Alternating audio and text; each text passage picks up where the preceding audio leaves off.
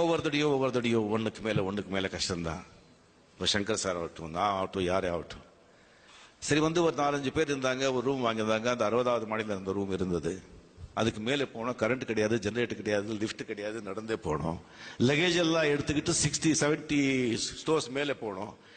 என்னடா பண்றது அப்படின்னு சொல்லி, சரிடா 10 இதுக்கு வந்து ஒரு கதை சொல்லிட்டே போகலாம்னு சொல்லிட்டு 10 மாடிக்கு வந்து ஒருத்தர் கதை சொல்லணும்.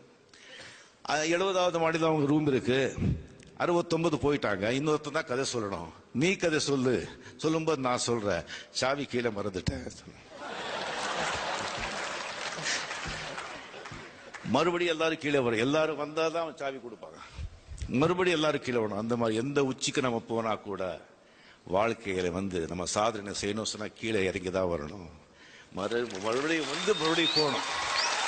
உச்சியில போயிட்டோம், உச்சிலே இருந்தோம் சொன்னா, உச்சிலேயே நம்ம இருக்கோம் சொன்னா காணாம போயிடுவோம்.